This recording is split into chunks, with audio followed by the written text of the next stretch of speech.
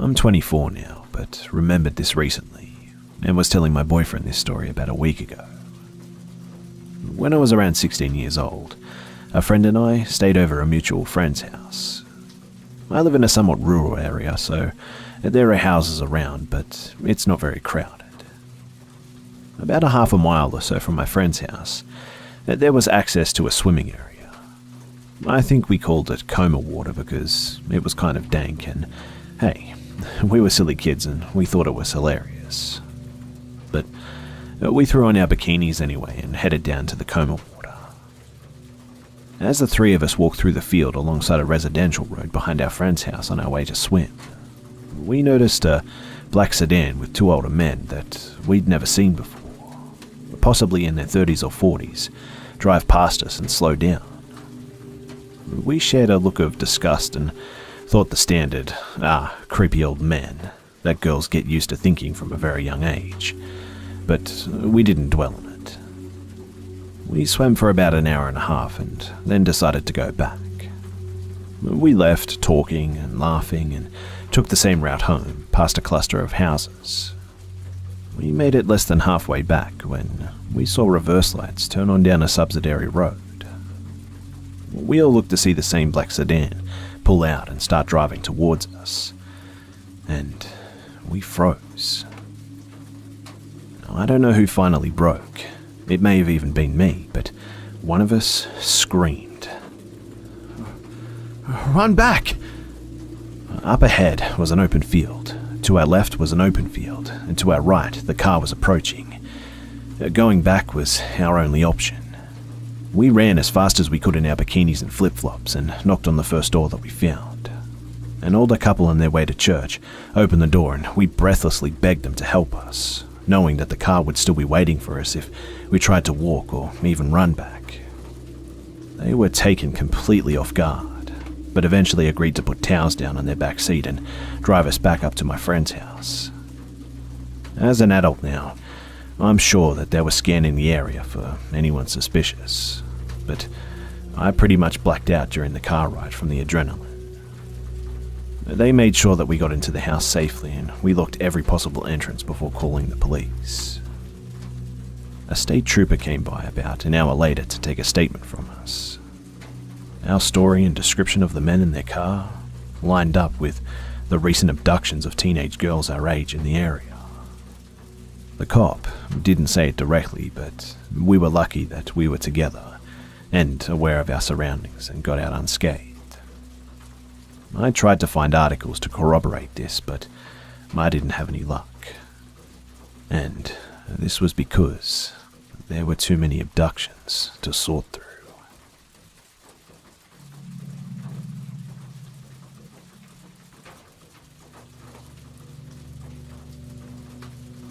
Many people, when speaking of our society today, say that children are less safe than they have ever been before. Personally, I believe that no matter what year it is, we are always going to have horrible people running around on the streets. I think that evil is just a part of human nature. Maybe I read too many stories, but still, all the parents out there, keep a close eye on your kids. All of that aside, this particular encounter happened about 22 years ago when I was 3. My brother was a newborn at the time, and for financial reasons, my mum's stepdad, who later adopted me and became the man I consider my father, my brother and I, all lived with my mother's parents. It was never a bad situation, but I think my mum grew frazzled quite easily trying to raise 2 children and also save up enough money for a house of her own. That's why we spent most of our time at lakes and parks. Any sort of free activity that would wear us out, I believe.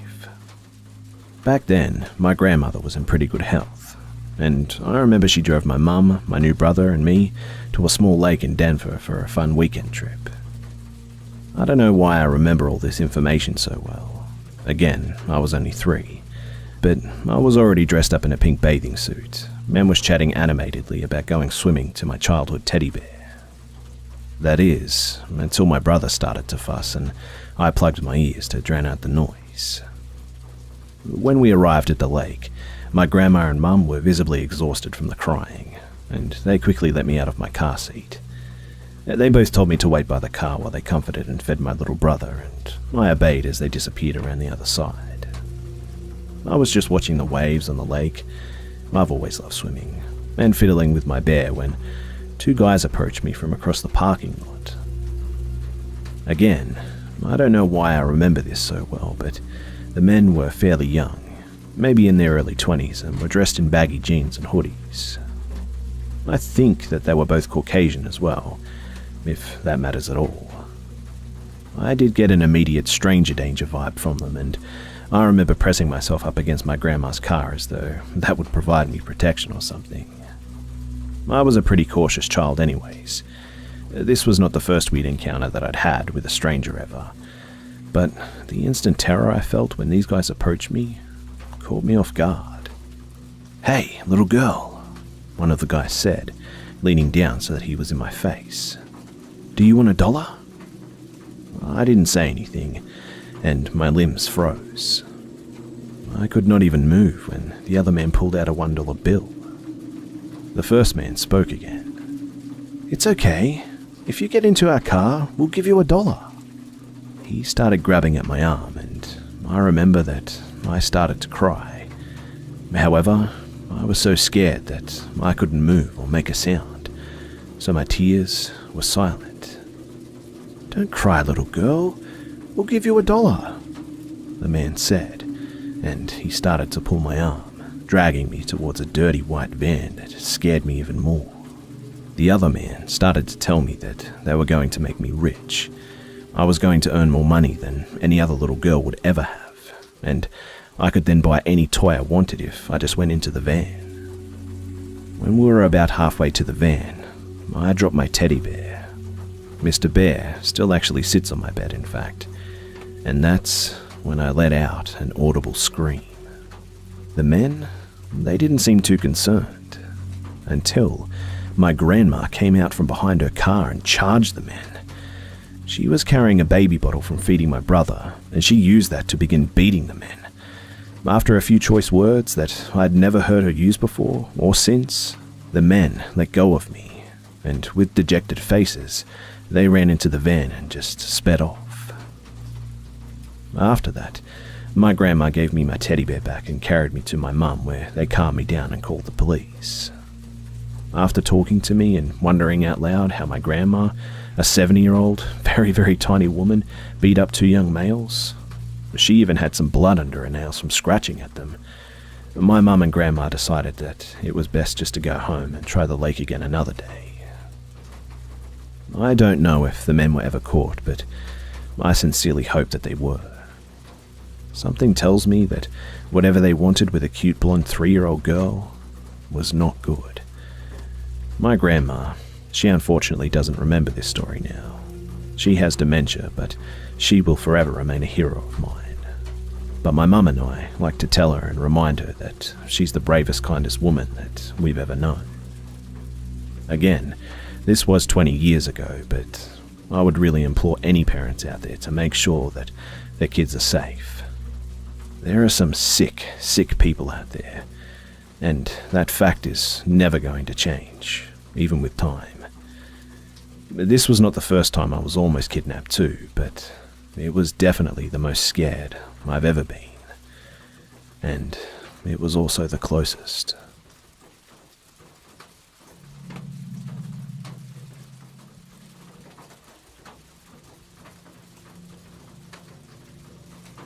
This happened around a decade ago when I was your quintessential angsty, weird little teenager, quite moody and angry at the world. Ironically, I think that is what ultimately saved me, but the guilt doesn't leave me. I have never fully shared this with anyone before, so bear with me. My family lived in one of the nicer neighborhoods of my city, and unfortunately muggings weren't uncommon. Though, to my knowledge at the time, none had resulted in anyone's death. I wasn't really following the neighborhood news, or any news really. I could tell that my mother was getting increasingly worried about the past few months though, but I just didn't care enough to ask why. She kept reminding me to lock all the doors, travel in groups, not to talk to strangers, yada yada yada. The same spiel most responsible parents give their kids. Only I took insult at being lectured weekly about safety at 16. Our first fight about this happened when I was told I was not allowed to walk home from the train anymore. I was taking some extracurricular lessons at the centre of the city and rode the train to the end of the line where we lived, which was in no way remote. Our apartment building was about a 10-minute walk from the station, and I had been doing that distance since I was little. I could literally do it with my eyes closed even. I usually walked around with my headphones on and my old and much beloved CD player on my back, listening to something loud and grungy, feeling completely safe in my little bubble of melodious solitude. There was lots of yelling and screaming, lots of, "You still treat me like a child, you don't trust me, you're suffocating me, you're taking away my freedom, you're the world's worst mother ever," drama. You get the idea. Eventually, we came to a compromise. As long as there was still light out, I could walk home. Otherwise, I'd give her a call and she would come and pick me up. I was fine with that, for the time. On that particular night, however, I was really, really angry. Don't ask me what about. I honestly don't remember the reason. I just remember the wrath. I wanted to scream bloody murder, and the feeling got even more exacerbated when I realized that I had to call Mummy to pick me up. No way was I doing that. It didn't matter that it was raining. I wasn't a baby or made of sugar. I got out of the train, ignored the heavy rain, and marched straight home. On the outside, I must have looked like a normal 16-year-old listening to some music while hurrying home. But on the inside, I was preparing to crush my enemies, see them kneeling before me, and hear the lamentation of their women.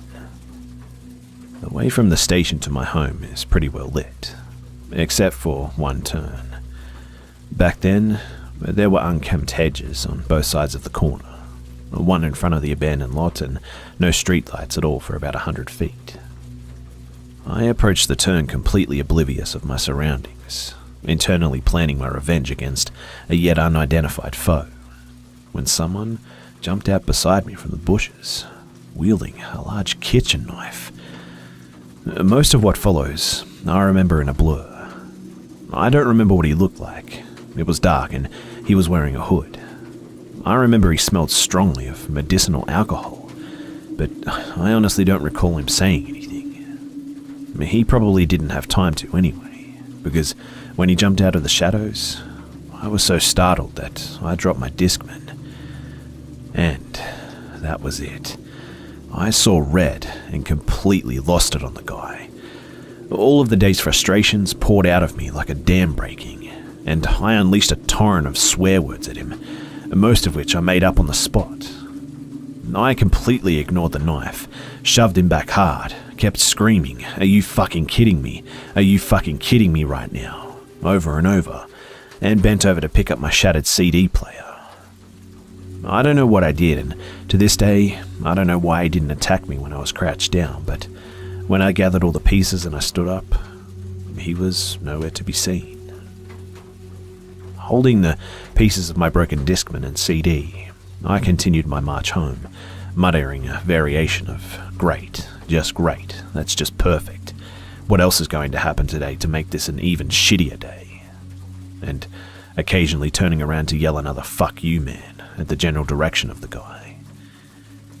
When I got home, I got straight into a fight with a furious mother for not calling her, and made sure not to mention what happened out of fear that it would give credence to her side.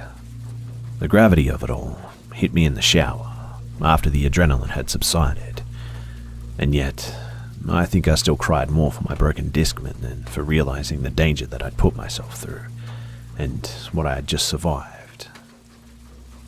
It all came crashing down on me 2 days later when One of my neighbours was found stabbed in the lot behind the hedge where I was attacked. I didn't know her that well.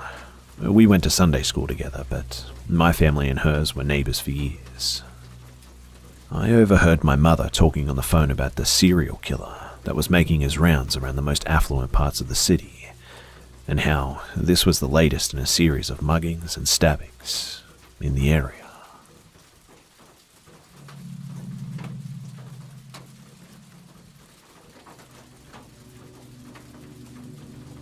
I grew up in a large, dark and damp cliché of what everyone pictures a haunted house would look like.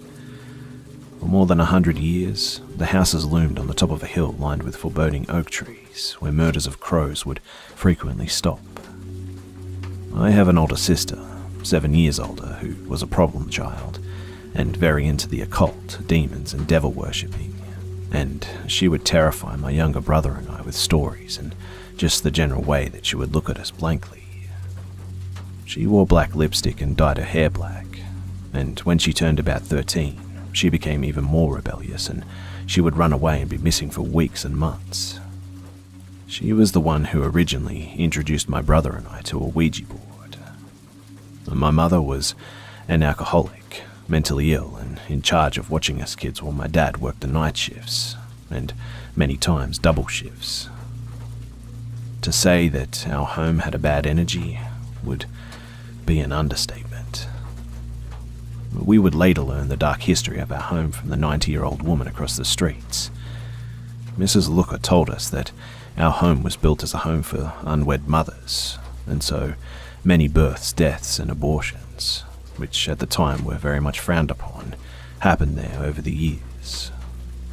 It served that purpose for about 20 years until it was forced to be shut down, and then was sold into a family who lived there until 1970, when my father bought it for an unbelievable price, according to him. And he still lives there today. The first prefacing experience is one that I only very vaguely remember, but my mum has told me in full detail many times, and my dad, who doesn't believe in ghosts, also corroborates. My mum was outside sunbathing and my sister was inside with a friend of hers. I went into the kitchen and grabbed a butter knife and was holding it in my fist with the tip pointed to the ground when I slowly walked into the living room where my sister was playing with her friend.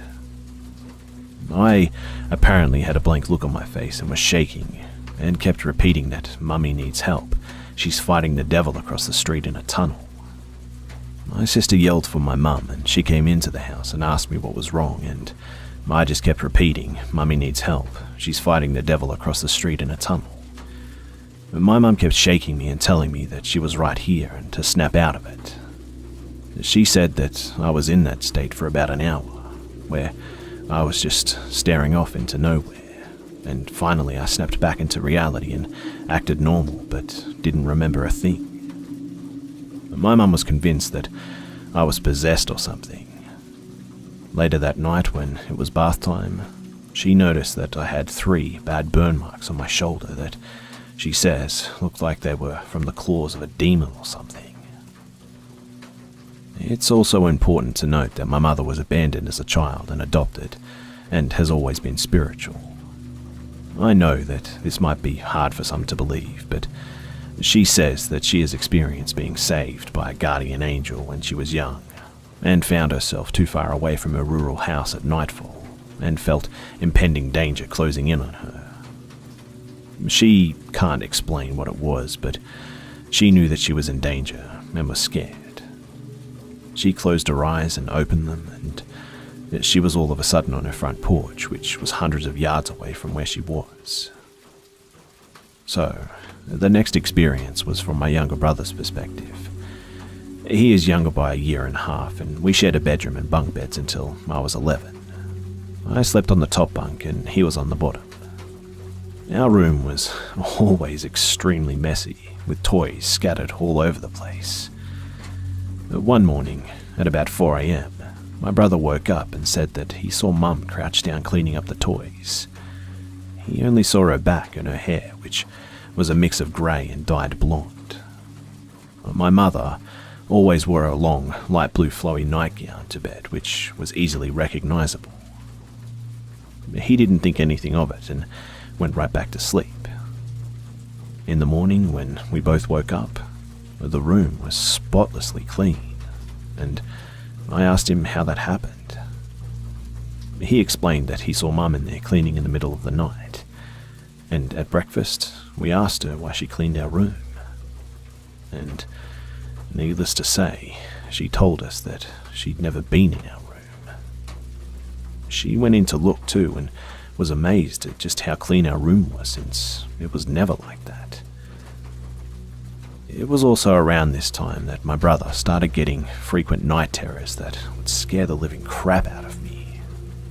I'd wake up to him screaming, standing in the corner of the room facing the wall and banging his head off the wall. Sometimes he would be saying, "I'm sorry, God," over and over. Sometimes he would be sitting in the middle of the room with his knees to his chest, hands draped around his knees, rocking back and forth saying things that just didn't make sense while bawling his eyes out.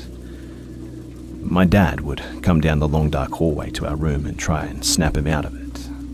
Sometimes he would even slap him hard to see if he could get a reaction, but his demeanor would just never change. Eventually, my dad just said to leave him be because nothing seemed to snap him out of it. And as you can imagine, this was really scary as a kid.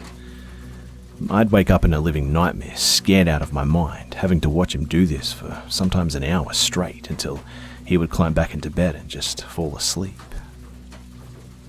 I remember one particularly scary episode when I woke up and he was sitting on the dresser, Indian style, with his back to the mirror, covering his eyes and crying, just saying, "No, I won't. You can't make me look."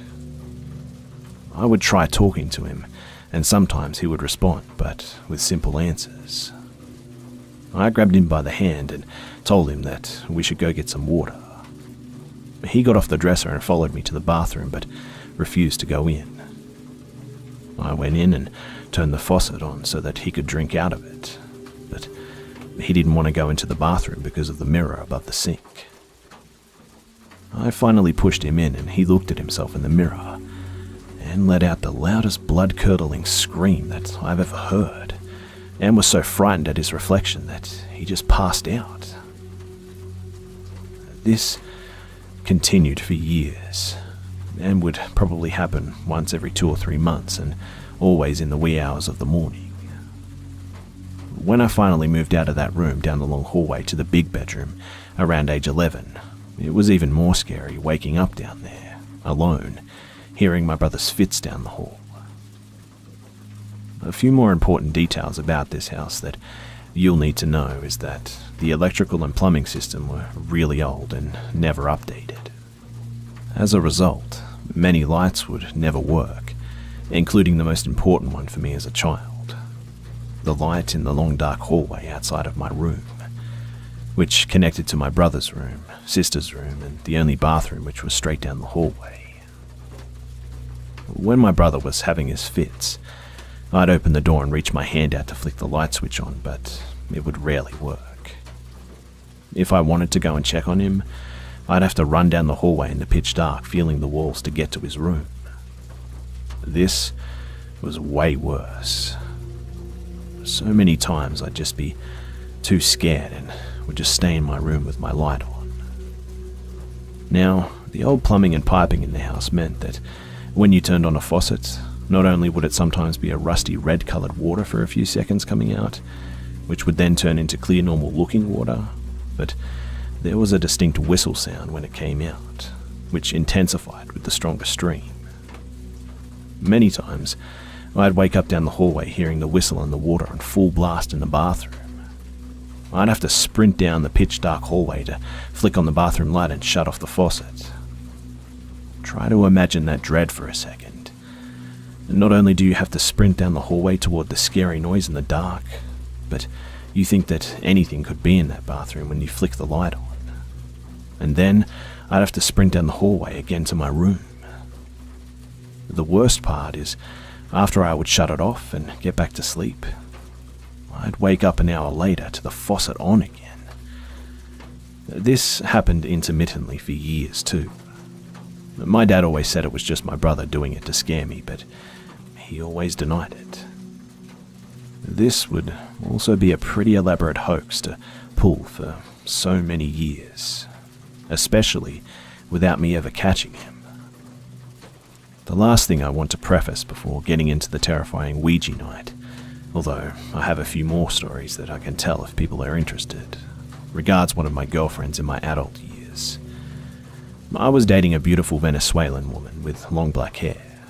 We dated for about a year before I learned of her childhood in Venezuela, where she gained local notoriety as an incredible, powerful medium. Some days, she claimed as many as 30 ghosts would be trying to communicate through her. It got so bad that her mother had to take her to Zimbabwe to a witch doctor, apparently, who was renowned for being able to reverse or suppress the powers that mediums have when it gets too overwhelming for them. I know, I didn't believe it either. But when I met her mother, she told me the whole thing and she cried while telling it. My girlfriend also showed me the scars on her ankles, knees and wrists. Tiny little slits that I never noticed before, where the witch doctor cut her to drain some blood for the ceremony. How did this topic of her being a medium come up? We were staying at a friend's house for this annual party when we were playing drinking games, hit up this pool and did a bonfire and then got gambling on horses. Everyone stayed in the house, but my girlfriend and I brought my new tent and blow-up mattress and stayed in the backyard. It was a pretty rural area, and this backyard adjoined to a big cornfield. In the morning, we were pillow talking, and I thought she was just trying to scare me when she said, "Hey, did you hear the little girl outside the tent last night?" I played along and said, "Yeah, that was creepy, right?" She said that she circled around the tent a few times and then ran into the cornfield. The whole day, I didn't think too much of it because I thought that we were just being playful, trying to scare each other in the morning. Later that night, though, I told my friend Mark, who owns the house, that my girlfriend said that she heard a little girl hanging around our tent.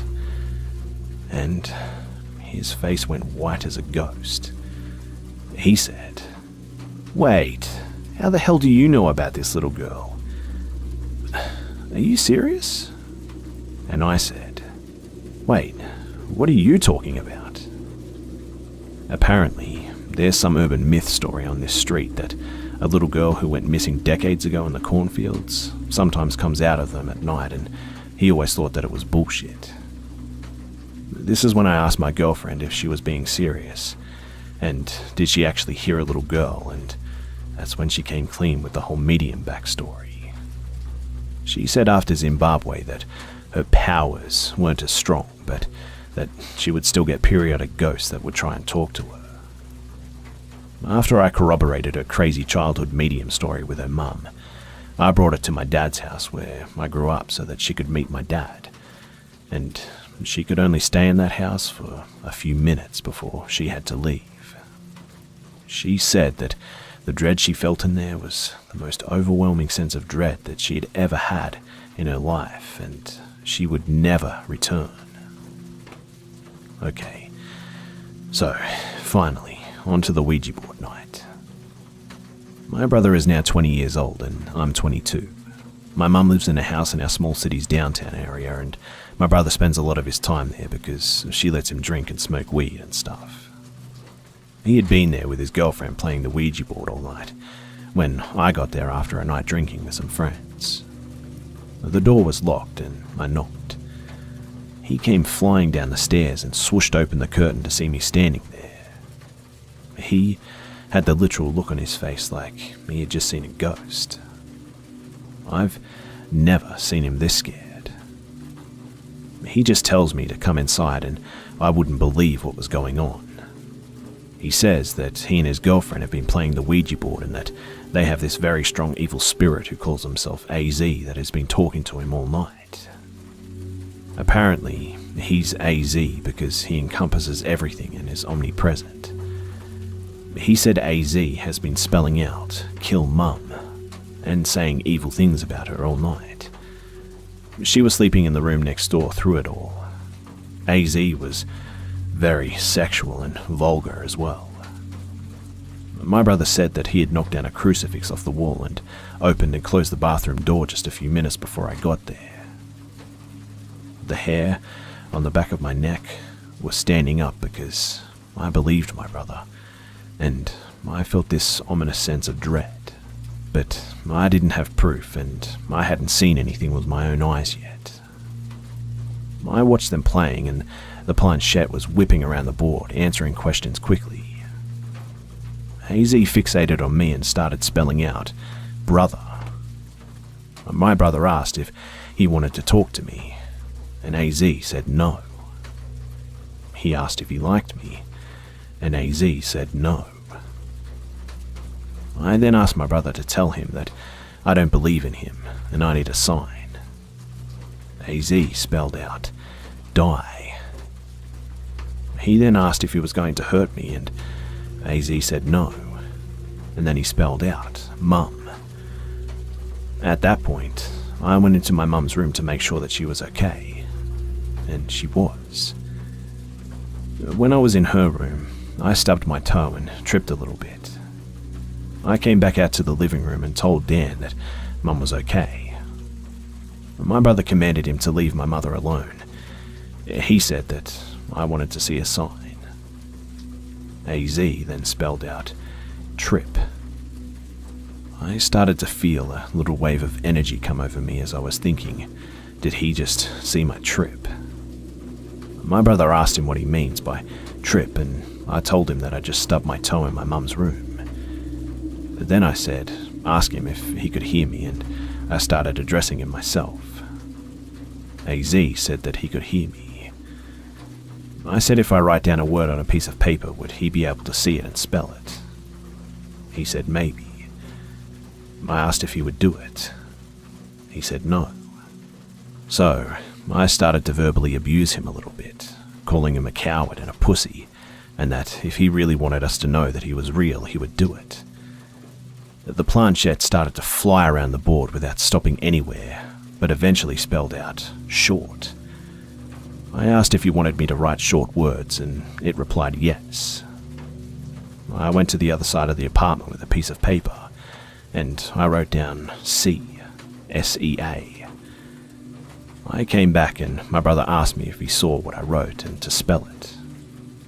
And the planchette slowly circled around the board and landed on S, and then it slowly went to E, and my heart raced, and I almost started crying from emotion. But then it landed on X. My brother asked me if I wrote down sex, and I said no and started to shake. My brother cursed at AZ, calling him a pervert and telling him to quit playing around, and the planchette promptly went to SEA. And I said, "Holy shit," out loud. And then the planchette slid off the board with a pretty strong force, and my mum's cat came running out of my mum's room to the living room, jumped on the couch and scrambled across it, then crawled under the table. It was obviously terrified of something.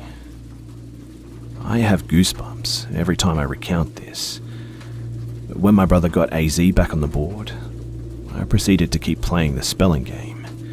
Next, with ocean, then cream, and then 3 or 4 more words, and each time I would go to a different room and make sure that no one could see what I wrote except for me, and I'd fold it and put it in my pocket. Each time I came back to the living room, AZ spelled out the words with ease, and faster each time too. I left that house, told my brother to be safe, and went to my friend's house up the road because there was no way in hell I was going back to my dad's house that night. I can't really explain the feeling you get when you know without a doubt that it's real, other than you're just overwhelmed with every emotion at the same time. Make no mistake about it, folks. They do, without a doubt, exist.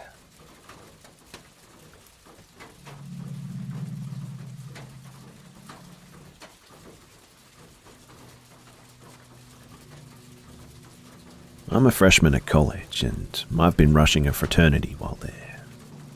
Now, before anyone gets any ideas, most fraternities in America are not what you hear about on TV.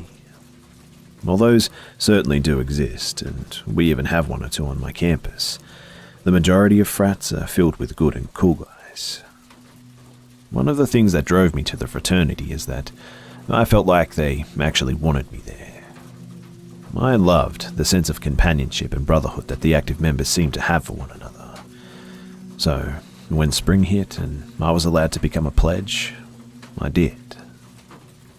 I was really excited with this because I knew and liked all of the 14 guys who were pledging, the 3 of whom were even my closest friends on campus, and I was happy that I'd get to become brothers and bond with all of them. This fraternity that I pledged with was officially a non-hazing one, although they did let us know going into it that there was going to be some light hazing, because in their eyes, going through that brought us closer together, and I wholeheartedly agreed with that. Every Thursday night, we would participate in things called rituals, which were usually quick things designed to teach us a lesson about what being in a frat meant. And one night, I suppose they succeeded. We went down into our basement, all 14 of us, and the actives were waiting for us. One of them stood up. He said to us, "Pledges, this is probably the most hazing that you'll ever have to do." He then proceeded to split us all into groups of 2, and they had us all remove any clothing which linked us to the college or the fraternity, as well as put on warm clothing and give up our phones. "We'll be taking you guys on an adventure, and you'll work with your partner to bring us something to eat, okay? Stick to the roads and you'll be fine. And don't come back until you find something." And with that, we all had to put bags on over our heads. 2 active members guided us to the cars, and they drove us somewhere. I was trying to mentally map where they were taking us, but they made a lot of unnecessary twists and turns in a clear attempt to confuse us. Eventually, I lost track of where we were as they went down a pathway that I was really unfamiliar with. After a little while, the car came to a stop. The actives helped me and my partner, a guy named Will, out of the car. They took the cloth bags off of our heads, and we were in the middle of nowhere, out on a country road, late at night. I turned to the actives, and they had those classic shit-eating smiles on their face. "You're going to want to walk down that way," one said while pointing. "And remember, don't come back till you bring us something to eat. And get creative. Don't bring us grass or some shit. Also, no processed food. Raw ingredients only." And with that, they got in their car and just drove off. Without much wait, Will and I started walking down the road, looking for anything that could have been edible. My first instinct was dandelions, because I knew from experience that you could turn these into a soup. Unfortunately, though, as it was still early spring, there wasn't much in terms of plant growth around, especially dandelions. Will and I spent a lot of the first part talking and joking around with one another. There weren't any houses for a long while, so we figured that we really didn't have to worry about noise or anything. Everything started out great. We figured out early that the guys that dropped us off would drive down the road every now and then, bathing us in the light of their high beams just to annoy us, and we would always return that kindness by raising our middle fingers. I did appreciate that they were clearly checking on us, though, to make sure that we were safe. I legitimately didn't feel scared at first, as I was with Will and the actives were still patrolling the roads to make sure that we were going the right direction. To be honest, I was just worried about finding something to eat. That's when we saw our first house with its lights still on, and I had an idea. "Hey, Will, why don't we just go up to one of those houses over there and ask them for some sort of raw ingredient?" Will shook his head. Nah, no way, man. I'm not doing that. I'm black and they might get the wrong idea." I did understand what Will was saying there. We were in the middle of nowhere, and having two teenagers come up to the door in the middle of the night asking for raw ingredients might be misconstrued, especially when one of those teenagers was black in that day and age. I turned to Will and tried to persuade him on this, though, saying that nothing is really growing around here, so the only thing that we could probably bring back is roadkill, and I'd rather risk asking a stranger than lug the bloody rotting corpse of an animal back for several miles. Eventually, Will seemed to agree with me, although he insisted on staying out of sight. I jokingly called him a pussy, and we both went up to the house. I rang the doorbell once, and not even 10 seconds later, an older man, maybe in his 50s, opened the door. He was balding, a bit thin, and looked like he hadn't showered in days, as cliché as that all sounds. But the thing that really got me was how the creepy fucker was looking at me. He didn't seem like he was surprised or irritated to see me at all. Instead, he had this sort of almost half smile and just stared at me straight in my eyes, never breaking eye contact. "Good evening," he said in a creepy, somewhat higher-pitched voice. "What brings you here?" I immediately got the sense that we shouldn't have knocked on this guy's door. I'm sorry," I said.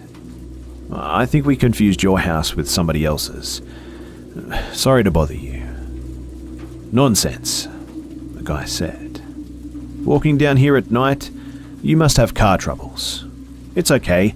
You can spend the night here and I'll take a look at your car in the morning." I continued to back up. No, it's okay, sir. We really don't need any help." For a brief second, I saw a flash of agitation across the man's face, before he returned to that creepy half-smile of his. "Honestly, it's no trouble. Come on in. I promise I won't hurt you or anything." At that point, Will stepped out from the side of the porch and into view. "Sir, it's okay. We really don't need any help," he said. The guy seemed a bit surprised that there were two of us, but not really disappointed. But I think with the increase in numbers and Will's "don't fuck with us" tone, the guy slithered back into his house, not saying another word. Quickening our pace, Will and we just got out of there. We saw the car with our actives in it pass by twice more before we found an evergreen tree, which was good because I knew that you could make tea from its branches. Having finally found our raw ingredient, our spirits were raised, and we just began to forget about that guy. That is, until we saw headlights up in front of us. Now, we initially assumed that it was our actives again, but it came far too soon after their last pass, so there was no way they could have come around that fast. Additionally, the car that our actives were in had one of its headlights burnt out, and this one had both working fine. We didn't think too much of it at first, as we did see the occasional person just driving down the road. What tipped us off that something weird was happening, though, was when the car cut across, stopped right in front of us, and on the wrong side of the road. There was no way that the message could be misunderstood there. The car door opened and a man stepped out. We couldn't see who, as his headlights were blinding us, but I could have sworn that I heard him laugh. With only a second's hesitation, Will and I ran off the road and into a patch of forest to our right. We tried to stick together through it, but somewhere or somehow, we got separated. I found a bunch of boulders to hide around and waited. I could hear footsteps off in the distance, the voice of the man at the house calling out, "I know you're here, boys." I slowly peeked my head out from behind the rocks and caught the form of that same man about 30 yards away from me, waving a flashlight around and carrying what looked like a shotgun in his hands. I steadily controlled my breathing, being sure not to panic. I knew that the actives would see that we weren't on the road eventually, and then they'd know that something was up. And that's when I started to scan for Will. I don't know how, but by some miracle, I saw the form of what could have only been Will, hiding behind some brush. I began to worry because I could see that it didn't provide him with enough cover, and the man was slowly getting closer to him. It would only be a matter of time before he caught him, in fact. I began to go through scenarios in my head, imagining that if he caught Will, I'd try and jump him from behind, maybe get that shotgun away from him before he could do anything, and the two of us could easily overpower him. I wanted to do that, but I knew that it would never work. By complete accident, I moved my hand around and felt something that gave me another even better idea. I felt a rock, a heavy, good-sized one, slightly bigger than a baseball. I picked up the thing and, with all my strength, heaved it a good way off in the distance.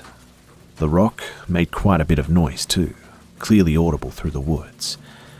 The man laughed in a maniacal, crazy way that I'll never forget, almost like a grown man trying to imitate the high-pitched squealing laughter of young and excited kids. Once he was a good ways off, I came out from my cover and moved towards Will. I got probably about halfway to him before he saw me. I made a motion for him to follow, and he did without hesitation. The guy must have thought that he was chasing us deeper in, which was damn convenient because we didn't seem to be in any danger after that. We found the guy's car on the road still, the driver's side door still open. I looked inside but cursed when I saw that he was smart enough to take his keys. Then I looked in the back seat and a massive lump formed in my throat. Back there was a massive hunting knife and a bunch of duct tape. Making sure that the guy both couldn't follow us, and so that we'd have a weapon just in case he could, I grabbed the hunting knife and proceeded to slash the man's tires deeply. We made our way down the road that we were supposed to, in order to put some distance between us and the lunatic, making sure to stay off the road. Eventually, we saw the distinct single headlight of our active's car. We ran into the middle of the road, frantically waving our arms like madmen, not letting them pass us. They stopped and got out, clearly worried. We rushed the car and we told him to let us in and we'd explain it.